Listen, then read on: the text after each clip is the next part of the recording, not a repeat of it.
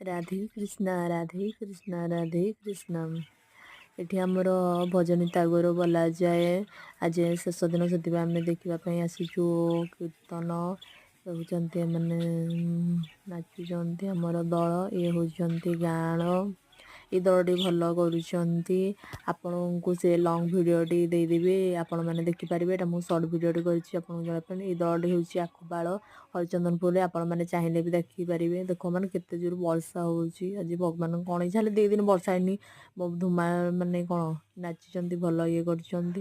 ହେଲେ ବି ବର୍ଷା ପାଗକୁ ବି ସେମାନେ ତାଙ୍କର ଖାତିର ନ କରି ନାଚି ଚାଲିଛନ୍ତି, ଝୁମି ଚାଲିଛନ୍ତି। ଅଧେ ଦଳ ଲୋକ ଭାବିବେ କ'ଣ ପାଇଁ ଆମ ଦରକାର ନାଚିମୁ, ଆମ ଗୋଡ଼ ହାତ ଥକିଯିବ। ସେମାନେ ଦେଖୁନ ହେଲେ ବି ନାଚି ଚାଲିଛନ୍ତି। ଏଇଟା ତାଙ୍କୁ ବହୁତ ବହୁତ ଧନ୍ୟବାଦ ଦେବା ପାଇଁ ମୁଁ ଚାହିଁବି। କି ବର୍ଷାରେ ବି ସେମାନେ ତାଙ୍କର ନିଜେ ନାଚି ଚାଲିଛନ୍ତି, ଝୁମି ଚାଲିଛନ୍ତି। ଏତେବେଳେ ଭଳି ଖୁସି ଆଉ କ'ଣ ହେଇପାରେ। ବର୍ଷା ତାର ଟୋପ ଟୋପ ବୁନ୍ଦ ପକେଇବାରେ ସେ ତାଙ୍କର ରହିଛନ୍ତି। ବର୍ଷା ଦେବ, କ'ଣ କରିବ। ବିଧିର ବିଧାନ, ଯେବେ ହେବା କଥା ସେଟା ହେବ। କିଏ କରିପାରିବ। ନହେଲେ 2 ଦିନ ଟୋଟାଲି ବର୍ଷା ହେଇନି। ଆଜି ଲାଷ୍ଟ ଦିନ ହେଇଗଲା। କୁହନ୍ତି ବର୍ଷା ହେଲେ ଭଲ। ଦେଖ ଘଡ଼ଘଡ଼ି ବି କେମିତି ଦେଉଛି। ଏଇ ଦଳଟା ଭଲ ଲାଗେ, କାରଣ ମୁଁ 2 ଦିନ ଆସିନଥିଲି। ମୋର କିଛି ପଢ଼ା ଇଏ ସବୁ ଥିଲା।